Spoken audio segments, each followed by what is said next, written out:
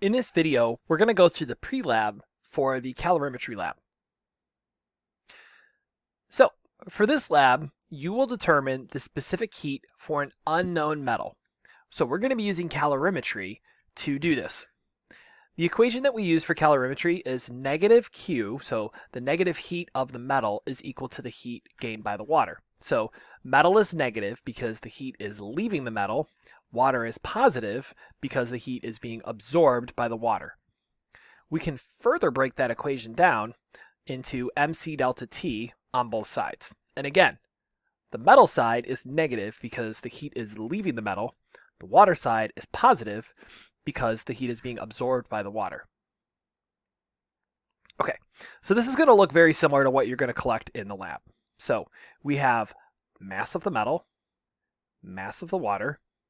We have an initial temperature of the metal. We're going to heat the metal to 100 degrees Celsius. We are going to have our water at room temperature sitting in our calorimeter. And then we're going to measure a final temperature. So notice the final temperature is only for the water, but the metal is going to be inside of the water. So our final temperature here will be for both the metal and the water. All right, so I'm going to do trial 1 calculations, and you'll need to do trial 2 calculations on your own. So for trial 1, change in temperature of the metal. So let's go up to our data table and take a look. So our formula for change in temperature is always the final temperature minus the initial temperature. So I'm going to go up to my equation editor here, insert equation. And you don't need to type this. I'm just going to write the formula out for you. So change in temperature is equal to final temperature minus initial temperature. So that's the equation that we're going to be using here. And again, you don't need to type that when you do this. Okay, so change in temperature, delta T, is equal to our final temperature. So for trial 1, our final temperature is 27.0. And our initial temperature is 22.0. Oh, that's our water. I'm sorry. Our initial temperature of the metal is 100 degrees Celsius. And let me bring up my calculator.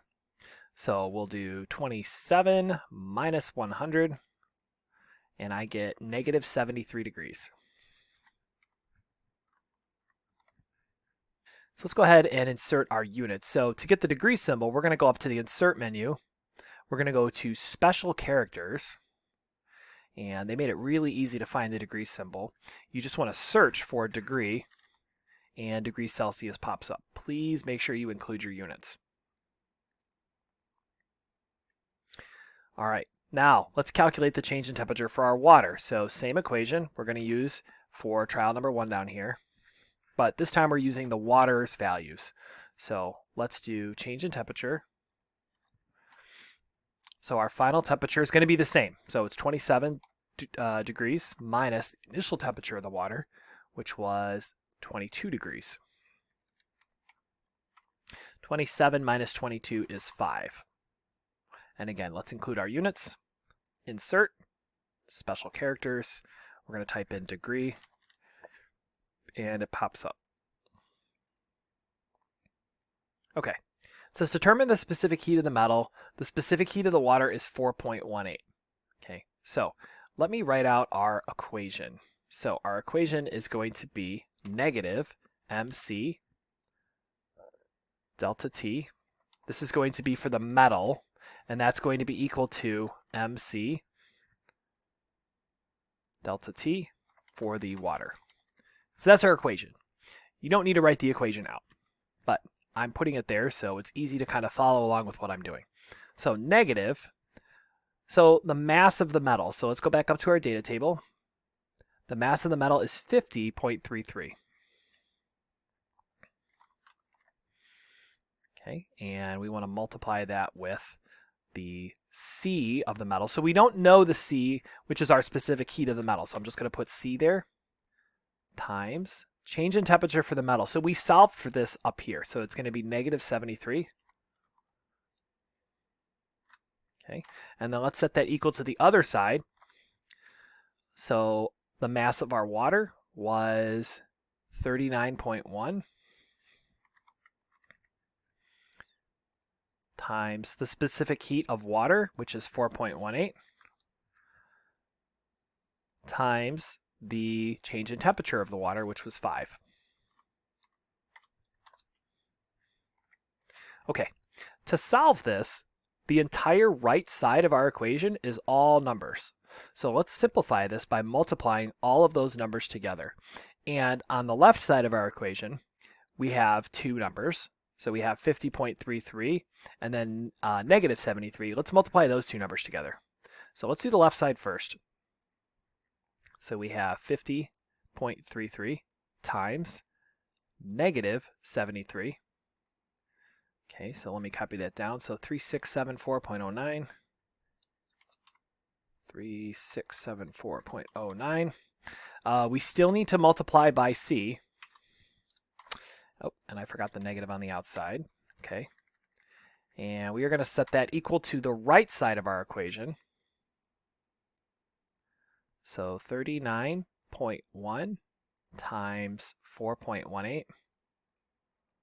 times 5. So 817.19. Okay, now we have two negatives on the left side of our equation. Those are going to cancel out.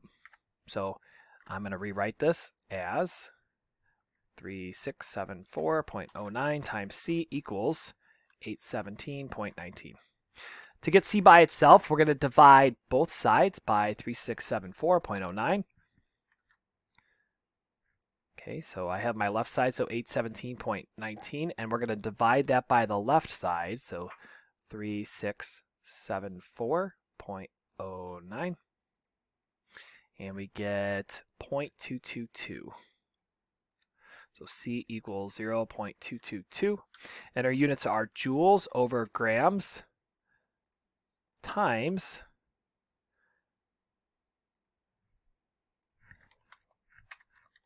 degrees Celsius. And that would be our answer. Okay, so you'll need to go back and calculate the same thing for trial 2. So the change in temperature for trial 2 for the metal and the water. And then you'll need to determine the specific heat of the metal. Down here where it says the average, to calculate the average, you're going to do C from trial 1 plus C from trial 2. So basically 3A and 3B. And then you're going to divide that by 2 because there's 2 trials. And that'll get you your average. Okay, so let's say that our average was 0.222. Okay, it's not going to be, but let's say that it's 0.22. For number 5, it says use the table to determine the identity of the unknown metal. So let's go back up to our table here, and we're looking at this table right here. So if our value was 0.22, our average, we want to find the metal that's closest to that number. All right, so 0.222, it looks like tin might be the closest. It's off by 0.012. Tin looks like it's the closest match here. Silver's also pretty close, but I think tin is just slightly closer. All right, so that's one of the drawbacks to calorimetry, because if you have some heat that escapes from your container, it can cause your calculations to be off a little bit. So again, on your own, you're going to need to complete trial 2 calculations for both 1, 2, and 3. 4, you're going to need to average them together. And then 5, you will use your average, look at the table, and identify the unknown metal. Good luck and have fun.